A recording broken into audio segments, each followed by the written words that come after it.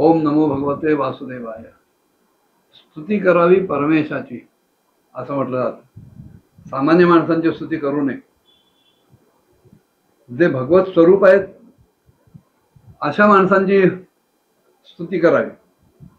पण जे विषयांच्या कर्दमात बुडलेले आहेत, लडबडलेले आहेत, अशा माणसांची स्तुती करू नये. कर्दम ऋषी भगवंताचं ते अतिशय दिव्य आणि प्रसन्न करणारं रूप बघून त्यांना म्हणतायत की भगवंता,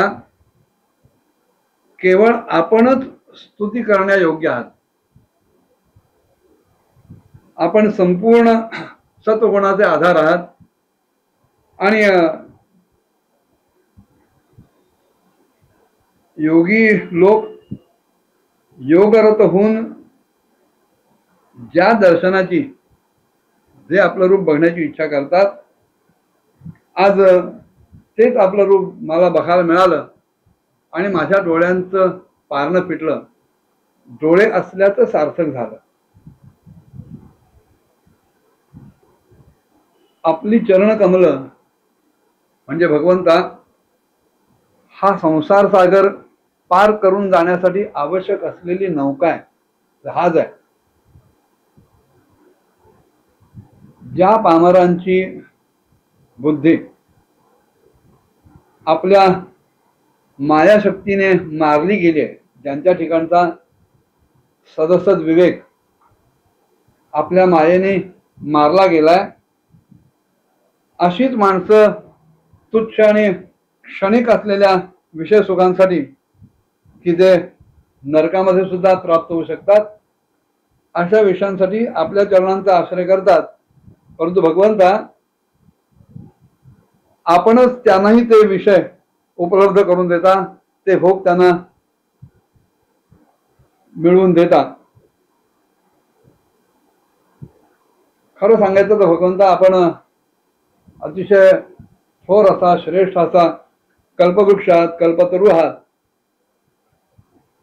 आणि आपल्या पायाशी राहिल्यानंतर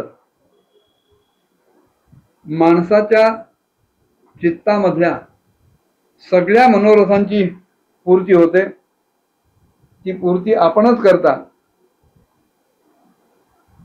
खरं तर माझं हृदय अतिशय कामकलुषित आहे. कर्दम या शब्दाचाच अर्थ मुळात चिखल आहे. कामकर्दमामध्ये, विषयरूपी चिखलामध्ये एका दृष्टीने मी अडकलेलो आहे, त्या दलदलीत फसलेलो आहे. पण तरी सुद्धा मी आपल्या पायांशी शरण आलोय. कारण माझ्या पित्यानं, ब्रह्मदेवाने मला प्रजा निर्मितीची आज्ञा दिली आणि त्याच्यासाठी मला मिळता जुळता स्वभाव असलेली आणि गृहस्थ धर्मामध्ये दक्ष असलेली, गृहस्थ धर्माचं पालन करण्यासाठी सहाय्यक होणारी शीलवती अशी कन्या पत्नी म्हणून मला मिळावी, म्हणून मी आपल्या पायाशी आलोय. आपण सर्वेश्वर आहात, सगळ्या लोकांचे आपण अधिपती आहात. नाना प्रकारच्या कामनांनी, इच्छांनी, वासनांनी बरबटलेला हा जो लोक आहे, तो आपल्या वेदरूप वाणीरूप दोरीने बांधला गेलेला आहे. धर्ममूर्ती अशा भगवंता, मी त्याच वेदवाणीरूप दोरीचं सहाय्य घेऊन, त्याच वेदवाणीरूप दोरीला धरून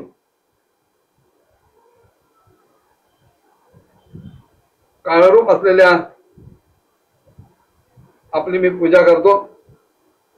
आणि वडिलांनी दिलेली जी आज्ञा आहे त्याचं पालन करणं हे जणू काही माझे पूजा इत्यादी उपचार आहेत ते मी आपल्याला समर्पित करतो असं म्हणून कर्दमांनी भगवंताची स्तुती केली. त्या स्तुतीच्या दरम्यान कर्दम आणखीन काय म्हणाले पुढच्या भागात बघूया. ओम नमो भगवते वासुदेवाय.